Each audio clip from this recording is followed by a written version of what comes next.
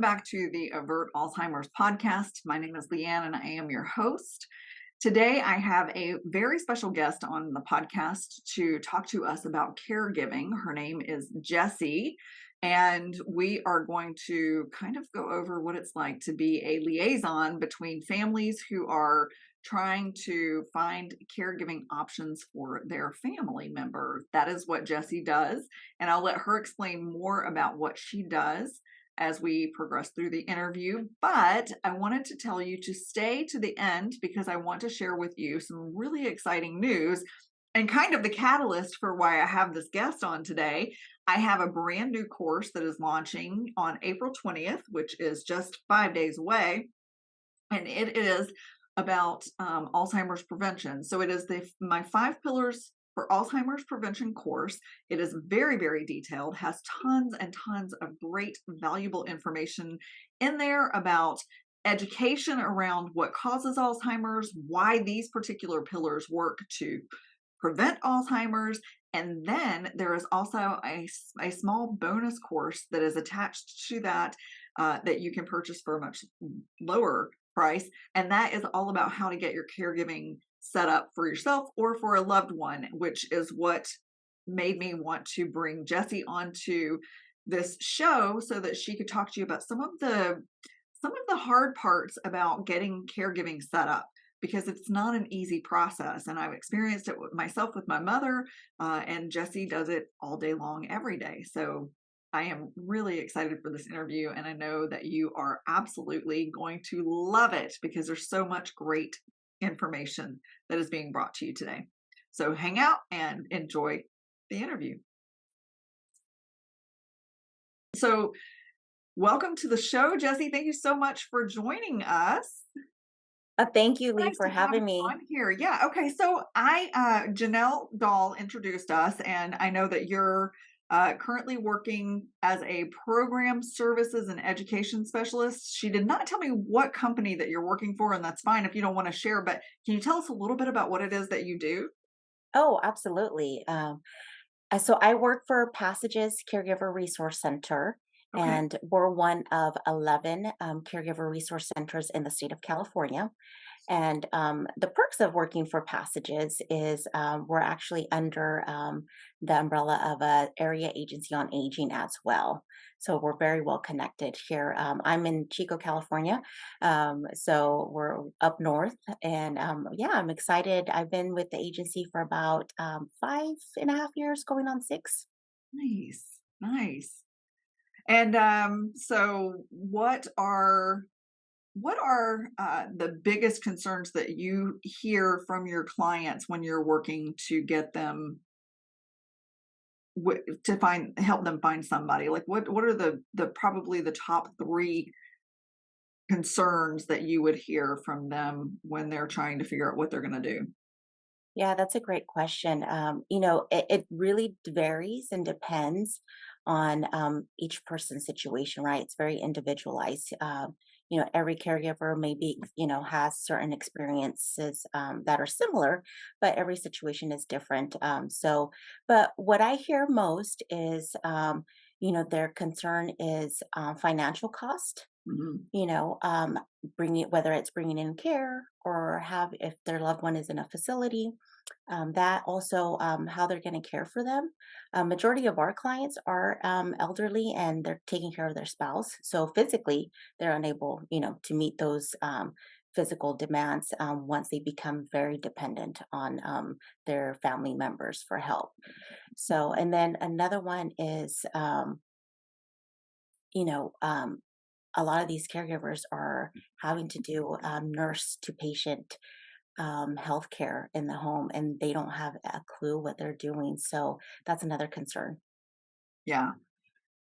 So what sparked me, I'm so interested in the service that you guys offer because um, I'm in Alaska, but I was in Colorado first, and I just got lucky that I knew somebody that was in the memory care world that was able to help me. But I know that this particular service is very centralized to California. I don't know if there are other services in the country that that are like yours, which would be fascinating and some information that I'd love to find out for people across the country. But it's so not easy to figure out how what type of caregiving your family member needs, the facility that my mom is in right now doesn't offer nurse care. Like, I can't, if she had to take an injection, I would have to be the one to go over there and give it to her. There's so many facets to elderly caregiving. And I know for me, my expertise is Alzheimer's, but I think that you guys, I know that most of your portfolio is dementia patients, right? But not all of them. You have Correct. other people. Yeah, okay. So that you must have just a world of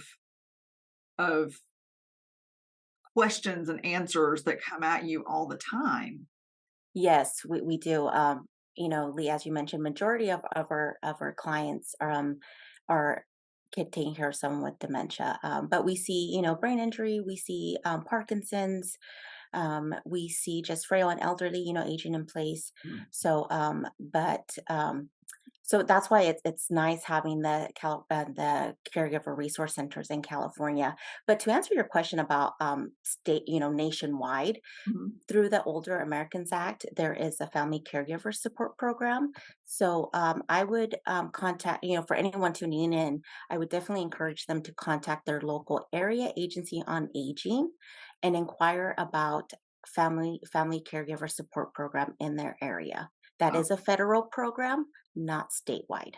that is wonderful information. Thank you for sharing that. Of course. Thank you.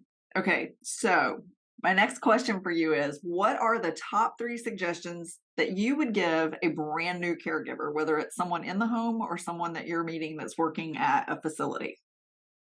Oh, another great question. Again, part of this job is listening and taking in the information and, kind of figuring out, okay, what needs does this family caregiver need? And a lot of the time when we're getting the phone calls from family caregivers, you know, they're focused on their loved one, right? On what needs they need. So a brand new caregiver, and a lot of folks don't even realize that they're even a caregiver until they're burnout or they're stressed out, right?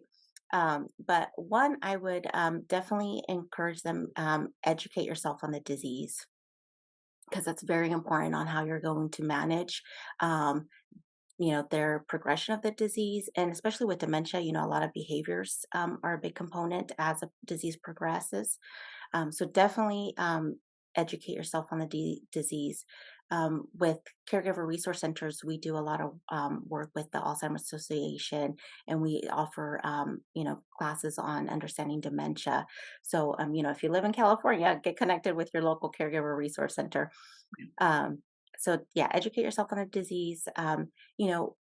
Create an action plan, and that's something through the caregiver resource center.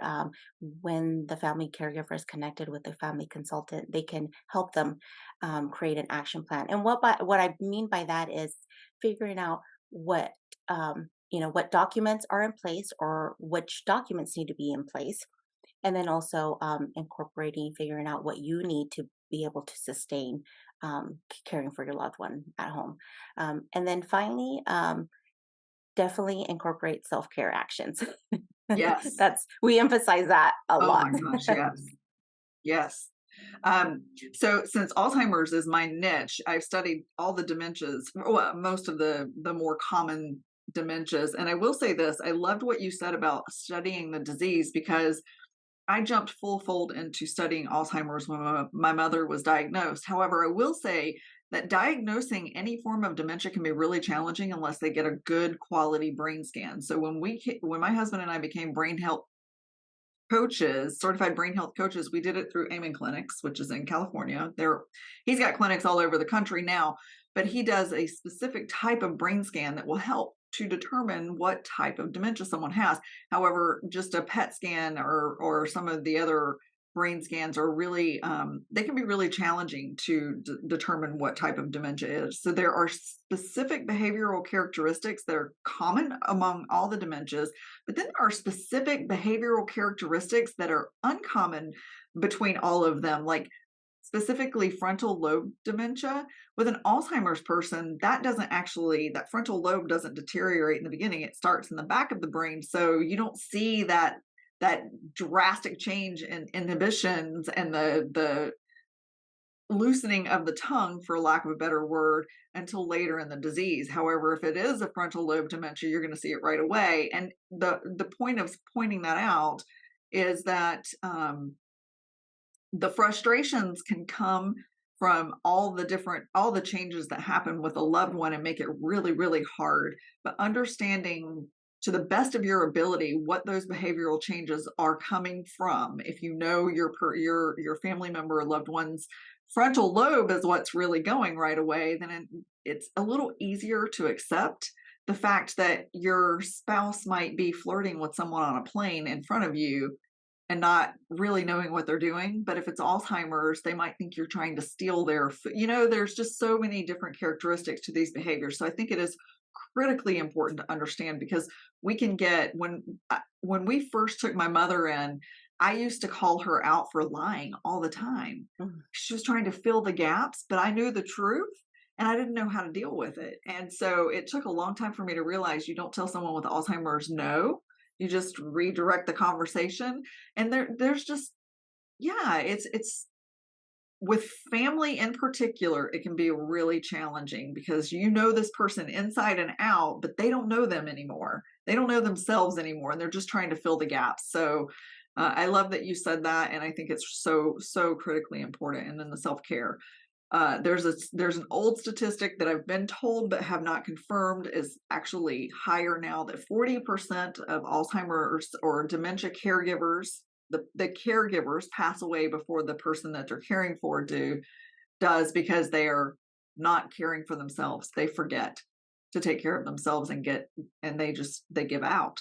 So I've heard that statistic is actually higher now, and it is so important. And you may know if that statistic is higher. Yes, Lee. Yeah, that was a Stanford study, and I think it's like at 46%.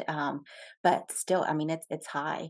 Yeah, And according to the National Institute on Aging, 18% of spouses are dying before yeah.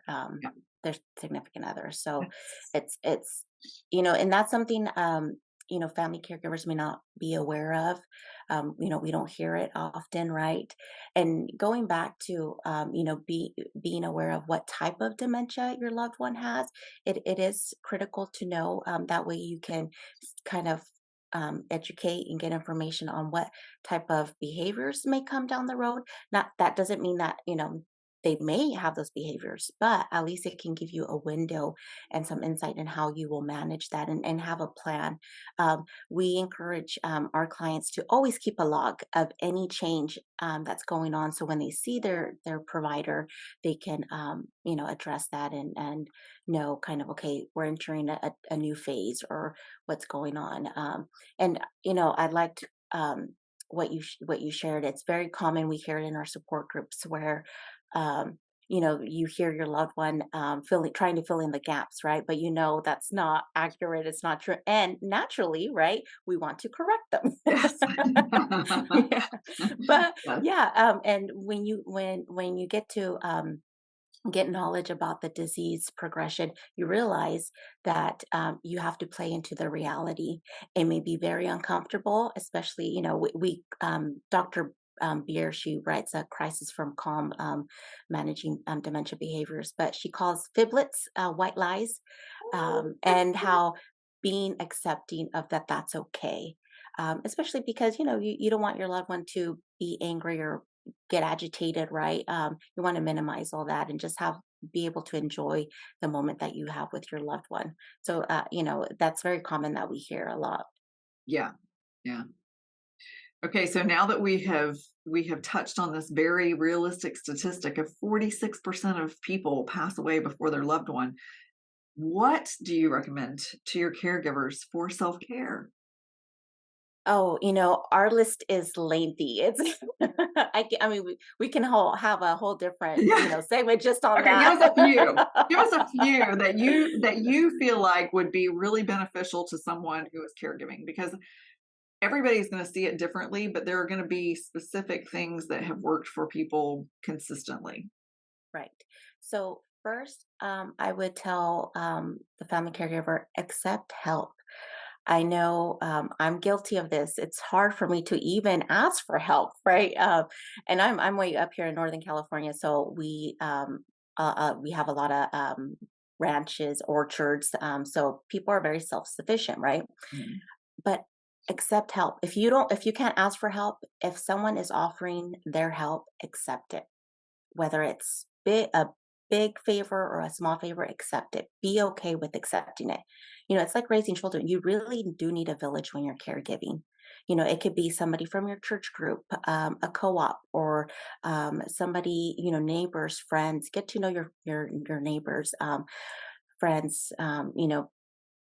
Build that tribe, build your community. So that would be one. The second would be attend a support group. You may think, "Oh, well, that's not for me, I don't." But when you attend support groups and hear from other peers what they're experiencing, what similar to your caregiving journey, especially the emotional components, because there's guilt, there's resentment, there's that sadness, the grief component. You realize, "Oh, I'm not alone. I can go somewhere where they understand what I'm going through." And it's a safe space. You can share anything and it's going to be understood. You can laugh about certain things that maybe you wouldn't with others, right? And they're going to be like, yeah, they're going to laugh with you. So that's two. Get involved in a support group. And three, self care, self love. It is vital to your caregiving journey to be able to sustain and keep going because it's a marathon, not a sprint. I love that. Even if it's just taking a hot bath, just take an Absolutely. hour. Just take an Yes, hour. Yeah, it will regenerate a lot of energy, recharge, and take a lot of resentment away. I can't agree with you more. absolutely. We live in a digital world now, and I tell clients, your phone, if you don't recharge your phone, guess what? It's not going to function. Yeah. That's the same way we need to recharge our mind, body, and soul to, get up the next morning and function. Oh, that's such a great analogy. I love that. Thank you. Okay, so my final question for you, and this is the big one. If you have a caregiver that you're working with who has maxed out, they can't do it anymore. They've like my husband and I did. We reached our point of we don't have the resources in our home or the capacity anymore to do the things that need to be done. And what was the kicker for us was when my mother got to the point where she couldn't shower for herself anymore and she was getting incontinent. That's when we knew it was time to make some changes because um the and there are plenty of people out there who would never wanna do that, but for me, it was just I wasn't super close to my mother, and so it was a little too intimate of a step for me to have to take, and so I because I had a friend that owned a facility, we made the choice to put her in a home. However, when someone is trying to do that because even though I wasn't close to my mother, it took a long time to come to that conclusion, and the steps we took were very drastic and painful. How do you help someone who's trying to make that transition from in-home caregiving to facility? Oh, that is a great question, Lee, and it's a difficult decision to make. So I want to start off with saying that it's important as caregivers to be aware and acknowledge our limitations. And that may be, if your loved one's getting up in the middle of the night and disrupting your sleep, right? Or maybe they're incontinent. It's going to be different for every caregiver, but it's important to be aware and acknowledge what that limitation is. And we do hear it a lot. I promised my mom or I promised my dad I would not place them in a home. I would never, the promise.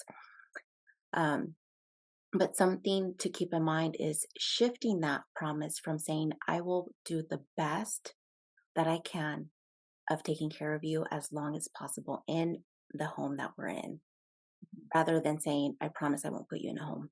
Right. And it may not be for everyone, but sometimes having them placed where you're able to go back to your relationship of mother daughter, husband and wife, is beneficial for both parties. And I want to stress too safety. If it becomes a safety concern, it's something to look into, and planning beforehand. Even if you're not even thinking about that, your loved one is healthy, they just got diagnosed, but just having a plan and look, taking tours of facilities, doing drop-bys, and seeing what those environments are like, right? Because it's going to there's some big facilities, smaller facilities, so it's going to depend. And here, through the passages, we when we're approached with that question for family members, we provide them with a resource. Here it's community care options, so it would be like a local senior placement agency, and usually that's free. In the community, they can help you with the legwork of what availability, what facilities have room availables, and getting you connected, whether you're ready or not, but at least it's having that information, and being okay with that decision, whether you decide to place them somewhere or not place them. But and maybe that's going to take some counseling, some professional help, to work through the guilt and to work through that loss of like, oh my gosh, I feel like if I failed my loved one.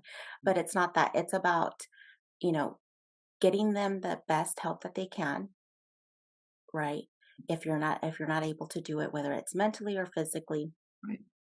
and knowing your limitations, because it's very important. As caregivers, we want to be there for our loved ones, and we want to take care of them the best we can. But if we're at a point where we can't do it anymore, but we're still doing it, Mhm. emotionally, they know, especially with dementia folks, because they can feed off your emotions, they can sense things, so yeah, keeping those things in mind. Yeah. My mother, every time my husband came downstairs in the mornings, if he had not speak to my mom, if he walked past her just because he was focused on something or working or whatever, she would go into a full depression and cry because she thought he was mad at her. So yeah, the triggers can be really quick Yes. and traumatizing for them, not so much Right. for us. But I love what you shared because thinking about that staggering number of people who die before the people that they're caregiving for, there has to be we have to accept that we all have limitations. And I think that, there's got to be a sense of self-preservation. I just talking about sleep. Sleep is the number one thing that we need to prevent this disease from happening to ourselves. And if it's in a family, if it's in your bloodline family members, then it's hereditary. It does carry genetics. You do have a greater chance of getting it. So there's a lot to think about when it comes to how to care for someone that you love and where to take those next steps. And I just am so grateful to know now, because I didn't know that there are facilities or companies like yours out there that can help people make those transitional stages in life, even if it's just learning how to do it themselves, hiring somebody to come into their home, or finding a facility to put their loved one in, that they have a resource now. And I just think that that is so, so important. And I could not be more grateful that you came on here and shared so much information. And I am going to link this Older American Care or Older Americans Act website to the show notes, and hopefully get some people some help across the country, because I have friends all across the country who have family members now that are suffering from dementia, newly diagnosed, and it's hard, and it just Yes, continues to escalate. it is very hard, and thank you, Lee, for providing this wealth of information. A lot of caregivers can't leave their home, right? Unless they have some help come in. But so having something available where and where they know where they can look for the information, or maybe they get a family member or friend involved. Hey, you know what? I don't have time to research. Go on the web. Can you? check this out, this website, this link that I heard about. It's been an honor. And I just want to say, if you're finding a difficult time to incorporate some self care habits or routines, there is a book by Suzanne White, Self Care for Caregivers. I highly recommend it. And if you're having a difficult time with the promise or placement or contemplating it, Jennifer Fitzpatrick has a dedicated chapter in her book of with caregiving. So that's another good read as well. And again, Lee, thank you. It's been an honor. I'm glad I was able to provide some insight and some more good resources for people across the country. Yes, thank you so much. I'll also put a link for passages down in the show notes just for the people in California to reach out to. And do you want people to be able to access information to you or? Oh, absolutely. Yes. Okay, okay. I do not have your information. If you want to send it to me, I will, or if Okay. you want to give it to me, I will put it in the show notes. Well, thank you again so much for taking the time out on a Saturday to do this show. I can't tell you how grateful I am. Oh, you're very welcome, Lee. It's my pleasure. I enjoy doing things like this, just getting the word out and education and information to these folks. It's my passion. So that's what I do. I love it. Well, I'm honored. I truly appreciate it. And I hope you have a wonderful weekend. Thank you. You too. You take Thank care. you. All right. Bye Bye. bye. Well, thank you so much for tuning in for this episode. I hope that you found so much value and in just joy in listening to this. I hope that you found some relief if you are currently a caregiver or know someone who is. You now have resources available to you in the show notes below. I'm also going to link the information for my course. I would love for you to take a look at it. Here is a little clip right at the end of this so that you can see kind of what it entails. And then finally, I actually have a caregiver journal on Amazon available, and I will put that link in the show notes below too. Check it out. See if that's something that you think you might be interested in grabbing to help you take care of yourself as well as your family. Have a wonderful, wonderful week, and I will see you soon.